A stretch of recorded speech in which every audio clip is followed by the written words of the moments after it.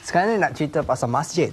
Betul. Tapi masjid ni kalau bagi saya yang bukan Islam, bukan saja tempat beribadat, kerana ada satu program yang sesuai untuk bukan Islam ini mendekati institusi masjid ni. Ya, mungkin itu yang letakkan sebagai aspirasi dalam penganjuran Festival Masjid ASEAN ataupun ASEAN Mosque Festival ini, yang mana sebagai pengerusi ASEAN tahun ini Malaysia juga menjadi tuan rumah untuk penganjuran AMF kali pertama dan bertempat di PICC, Pusat Konvensyen Antarabangsa Putrajaya pada 7 Disember 2015. AMF akan membawa ulama dan komuniti ASEAN daripada pelbagai latar belakang untuk memberi pandangan strategik mengenai manfaat dan peluang yang boleh diwujudkan oleh institusi masjid ni. Jadi inilah dia tempatnya di mana yang Ivan sebut tadi. Kita nak kongsikan lebih banyak sebenarnya bersama-sama dengan pengerusi Festival Masjid ASEAN, Dr. Muhammad Nawar Arifin. Apa khabar, Doktor? Dan kita juga bawakan dua ikon untuk AMF, iaitu Nur Hidayah Abu Bakar dan juga adik Muhammad Amnan Muhammad Sani. 12 tahun je. Akhirnya dah jadi ikon masjid dah. Okey, mungkin pertama sekali boleh Doktor kongsikan secara keseluruhannya penganjuran AMF ni, tentang penganjuran AMF. Terima kasih kerana menjemput kita ke studio. Sebenarnya Festival Masjid ASEAN, AMF, ASEAN Mosque Festival ni kita dapatkan aspirasi daripada keperluan untuk kita mengadakan satu platform di mana masjid-masjid di rantau Asia ini, ASEAN, supaya dapat kita berada di atas satu platform, kita dapat bersama-sama. Ini melambangkan kita mempunyai satu ikatan yang kukuh, hubungan silaturahim yang baik di antara masjid.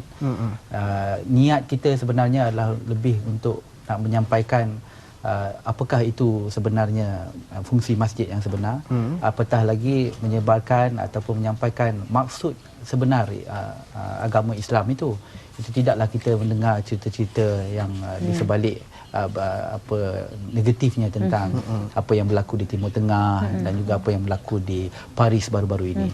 Kita ingin menyebarkan kedamaian melalui institusi masjid. Dan apabila institusi masjid dah kita berada atas satu platform, maka selepas itu kita juga ingin mengajak institusi masjid itu untuk lebih mendekati, lebih terbuka dengan agama-agama ataupun ajaran-ajaran yang lain. Kita mahu memahami ajaran yang lain. Dalam masa yang sama kita juga mengajak yang bukan Islam yang lain supaya kita sama-sama mempelajari dan memahami agama masing-masing.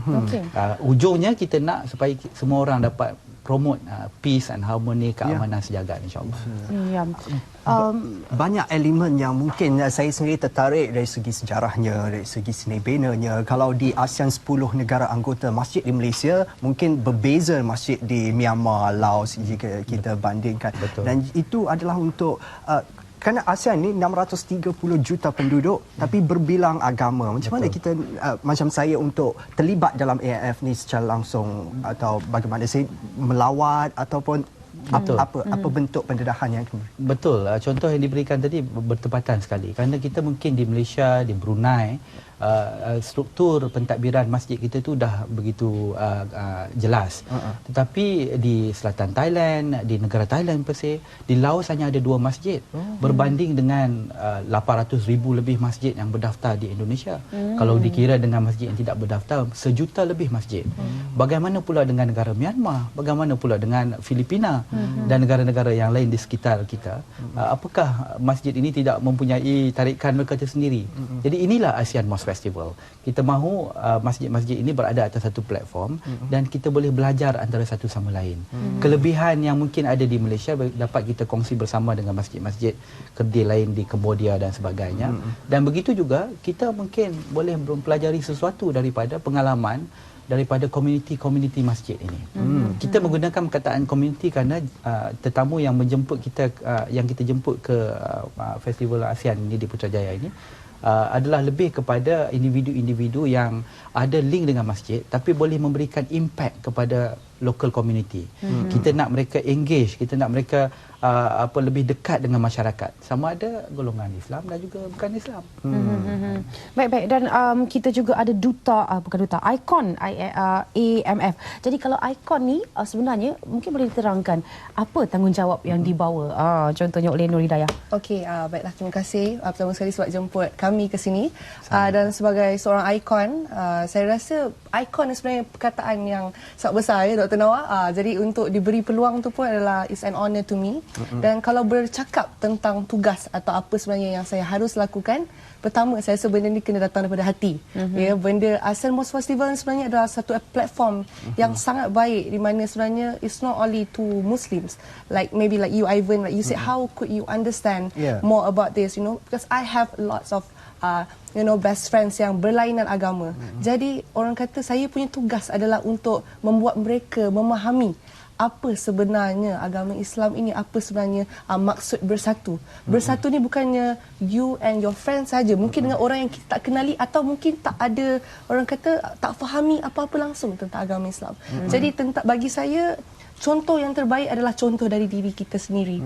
If let's say kita unite sama-sama negara-negara ASEAN ni, jadi saya rasa saya ada suara ataupun the voice to ajak orang ramai faham apakah maksud brothers and sisters. That's orang kata macam masjid ni, mungkin dulu orang kata masjid ni tempat sembahyang je ya. Tak, sebenarnya kalau ikut zaman Rasulullah, masjid ni tempat kita ramai-ramai, kita boleh ada discussion, in fact kita boleh ada buat keramaian.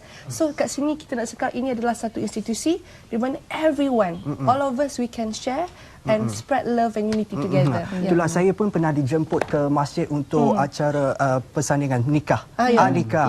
Tu pun akad nikah dan saya pun tak tahu bagaimana dari segi pemakaiannya yang ini platform yang beri kepada bukan Islam saya. Dan adik Muhammad Amnan bagaimana untuk seusia dengan adik ini 12 tahun dah jadi ikon untuk festival ini, apa yang dilihat?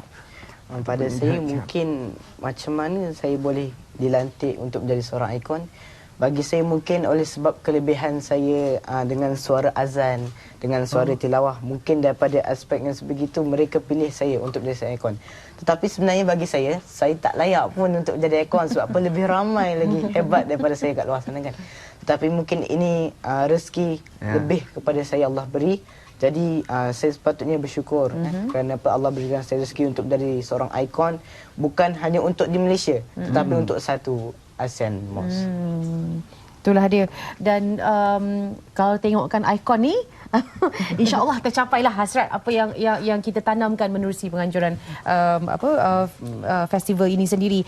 Dan kita pun dah makin hampir ke penutup, tapi mungkin doktor boleh berikan juga sedikit sebanyak tentang tema AMF ini, knowledge, ukhuwah, understanding. Ini yang dibawakan Ya. Knowledge ini maksudnya kita ingin membina ikatan silaturahim, bermula dan berlandaskan di masjid, berdasarkan kepada pengetahuan dan fakta. Kadang-kadang apa yang berlaku kita silap faham dan kita tidak mengambil ataupun hanya mendengar dan mengambil ini sebagai satu kefahaman yang kita pegang. Dan kalau kita menggunakan budaya ilmu, mencari apa yang sebenarnya kita boleh memahami agama lain, memahami sahabat kita, tidak salah sebenarnya untuk kita memahami ajaran yang lain pun. Memahami ajaran lain tidak bermaksud kurangnya, kelemahannya kepada ajaran kita. Dan cuma kita harus bersandarkan kepada knowledge. Daripada situ di ASEAN MOS Festival juga kita sebenarnya sangat mementingkan ukhuwah dan silaturahim. Kita mahu ikatan yang timbul itu bukan sekadar ikatan rasmi ataupun perkenalan biasa, tetapi pengenalan yang hadir dari hati, timbulnya hubungan adik kakak, timbulnya hubungan kekeluargaan. Dan kita ada program-program yang akan kita lancarkan juga yang melibatkan anak muda. Di situ Adik Amnan akan memainkan peranan yang menunjukkan bahawa generasi penerus kita ada harapan untuk masa depan. Last but not least, yang understanding inilah yang saya kira adalah menjadi satu perkara asas yang penting. Kerana tanpa kefahaman tidak timbul toleransi. Tanpa toleransi dan kefahaman ini tidak timbul hormat menghormati sesama kita. Dan kita tidak ada pilihan. Sekarang ini kita harus memulakan sesuatu supaya kita ada hubungan ini sesama kita, dan inilah negara kita yang cantik, insya-Allah Malaysia yang aman, yang damai, yang berbilang bangsa, dan harapan kita dapat menyebarkan semangat yang sama ini kepada seluruh ASEAN, insya-Allah. Apa program yang selanjutnya yang selepas ni akan melibatkan Hidayah dan juga Amnan? InsyaAllah, pertama sekali nak bagi tahu dekat orang ramai sementara saya ada peluang lagi ni. 7 Disember ini di PICC, so yang kita ada macam-macam program, dan seperti kata kita ada interfaith dialog untuk mengenali lagi agama-agama lain, dan juga of course macam adik Amnan, dia akan lebih kepada apa skill Amnan yang luar biasa itu. Biasanya pada saya lah, mungkin saya akan buat akan laungkan azan, mungkin akan masuk waktu dan kemudian saya akan laungkan azan dalam bentuk lagu Mekah. Tapi itu gimmick, kita tak boleh cerita lagi banyak-banyak. Sebab nak tahu, saya nak ajak orang ramai jangan lupa datang 7 Disember di PICC bermula 8 pagi. Walk in je kan? Boleh masuk, Penyertaan. Kita ada 7 Disember nanti adalah pelancaran, dan pada pelancaran itu kita jemput tenaga-tenaga mahir, pemikir-pemikir untuk memberikan kita idea ini, dan antara tetamu-tetamu yang hadir itu kebanyakannya adalah tetamu-tetamu yang akan sebenarnya membawa lambangnya AMF ini, iaitu kesepaduan, keharmonian, insya-Allah. Betul, Adik Amnan pun ada kesan dia, ada tapi special gimmick. Ivan kena datang ya dengan kita buka pada orang ramai untuk menghadirkan dan menyokong program kita, dan ada delegasi-delegasi yang khusus daripada negara ASEAN. Doktor sendiri seorang doktor pakar dan top 10 program angkasawan negara, macam mana boleh bersama-sama dalam AMF ni? Ya. Secara ringkas doktor. Pengalaman peribadi doktor ni, kita merawat tidak mengira pesakit. Apabila orang memerlukan bantuan, tidak kira siapa. Saya merasakan bahawasanya kita memerlukan tema yang sama juga yang kita boleh sampaikan untuk keamanan sejagat. Kenapa kita mengenal pasti seseorang itu berdasarkan warna kulit dan ajaran tertentu. Kita boleh menyebarkan rasa kasih sayang, kita boleh menyebarkan orang panggil value-value yang lebih baik, insya-Allah. Konsep dan mesejnya cukup jelas.